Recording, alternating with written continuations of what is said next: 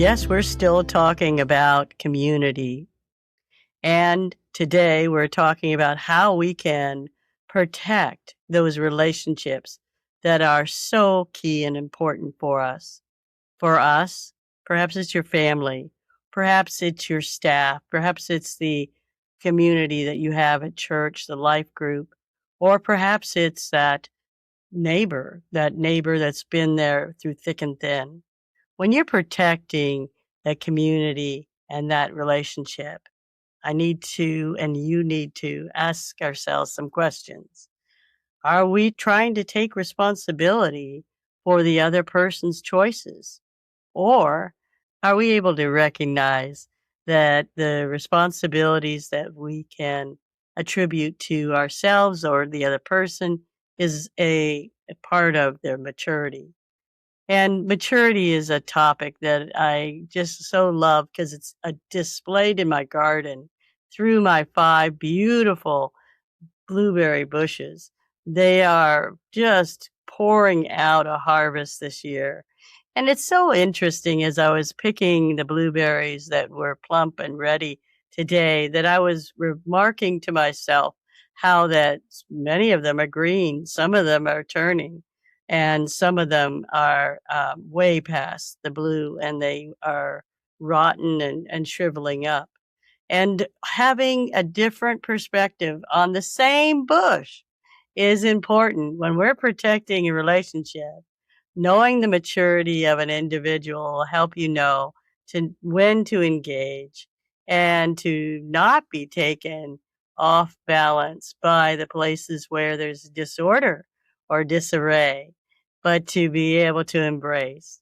Becoming that life giving person who can know and temper what the equation should look like for the day based on the staff, the mix, the things that are coming at you, or perhaps the way in which that your neighborhood has just gone through a bit of a weather disaster, and you're having to navigate and help each other.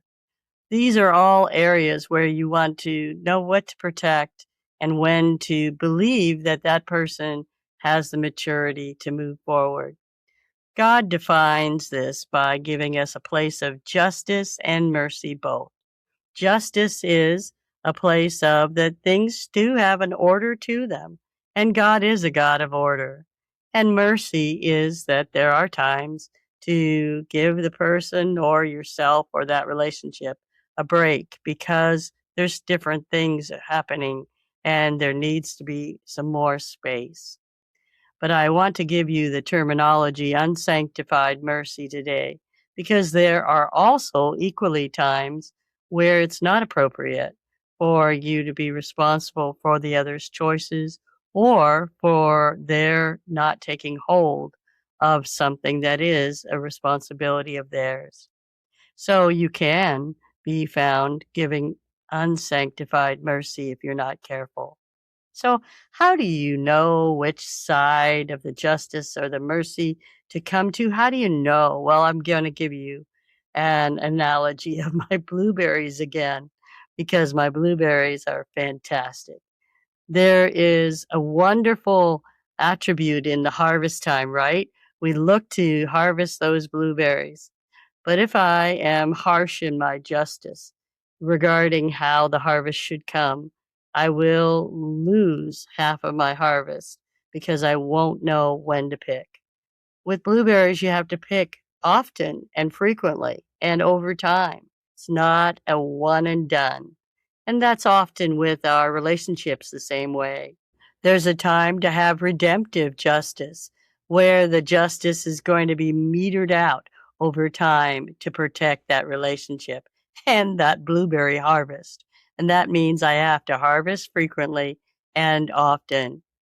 Or do I have an issue with reacting? Am I triggered by my relationship with another when there's a discord or there's a disorder to it?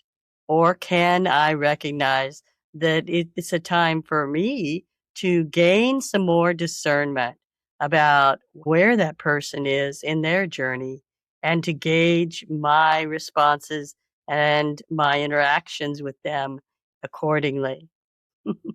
Control is the last one. And yes, indeed, we all have some things before us that we have to accomplish.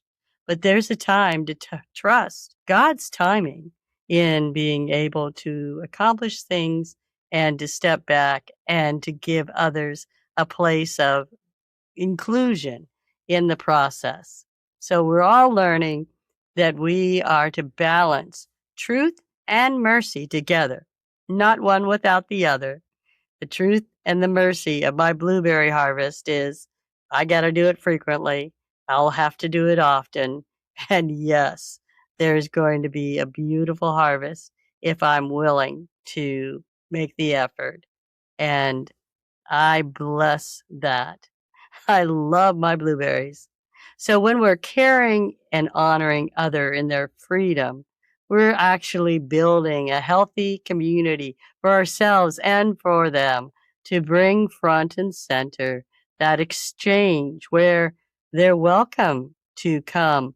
We don't have to be afraid because heaven's standards can be exceeded and they can be broadened and deepened into the fullness of the sound of heaven coming to earth to fulfill the kingdom of God. It's a part of the ebb and flow of learning relationships.